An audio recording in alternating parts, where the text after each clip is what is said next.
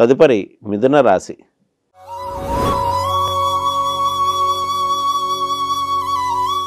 మిథున రాశి వారికి ఈ వారం గ్రహస్థితిని కనుక మనం పరిశీలించినట్లయితే వీరికి చతుర్థ స్థానంలో కేతు సంచారం, పంచమ స్థానంలో శుక్ర సంచారం, షష్ఠ స్థానంలో కుజుని సంచారం, సప్తమ స్థానంలో రవి బుధుల సంచారం, భాగ్యస్థానంలో శని సంచారం, దశమ స్థానంలో రాహు సంచారం, ఏకాదశ స్థానంలో గురుని యొక్క సంచారం నడుస్తుంది.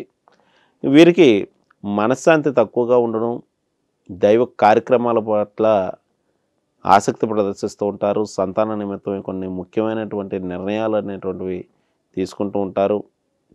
అలాగే శత్రువులు, పోటీదారులపై విజయం సాధిస్తూ ఉంటారు. దిష్టి, నరఘోష వంటి బాధలు ఉన్నప్పటికీ కూడా వాటిని అధిగమించగలుగుతూ ఉంటారు.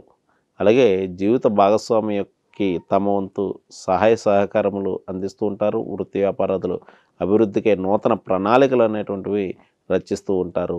విదేశీ ప్రయత్నాలు చేయవారికి ఈ వారం చాలా అనుకూలమైనటువంటి ఫలితములు ఉండగలవు.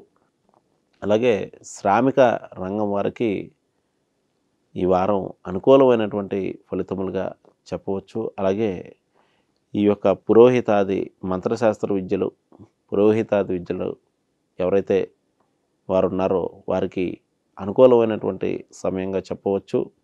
ఇక రాజకీయ నాయకుల విషయానికి వచ్చినట్లయితే కొంత ప్రతికూలమైనటువంటి వాతావరణం వీరికి ఈ వారం ఉండగలదు. ఈ వారం ప్రారంభంలో దైవ కార్యక్రమాల పట్ల ఇష్టత ప్రదర్శిస్తూ ఉంటారు. వారం మధ్య నుండి వృత్తి వ్యాపారాదులపై మక్కువ ప్రదర్శన, వృత్తి వ్యాపారాదుల నిమిత్తమై ప్రయాణాలు ఉండటం వంటివి జరగగలవు. వారం చివరిలో వృత్తిలో లాభాలు పొందుట, ఉద్యోగస్తులకు ప్రమోషన్ వంటి కార్యక్రమాలు ఏవైతే ఉంటాయో వారికి ఉద్యోగపరంగా అభివృద్ధి చెందుట వంటి ఫలితములు ఉండగలవు.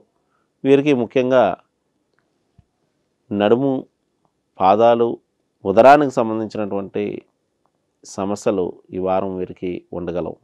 ఈ వారం వీరు చేసుకోవాల్సినటువంటి పరిహార విషయానికి వచ్చినట్లయితే వీరు ముఖ్యంగా కేతువునకు సంబంధించినటువంటి అంటే మంగళవారం రోజున సుబ్రహ్మణ్యేశ్వర స్వామి, గణపతి యొక్క ఆరాధన కనుక చేసినట్లయితే ఏవైతే ప్రతికూలతలు ఏవైతే ఉంటాయో వాటిని అధిగమించి ముందుకు వెళ్తూ ఉంటారు. అలాగే హనుమాన్ చాలీసాను పఠించడం కూడా వీరికి చాలా మంచిది.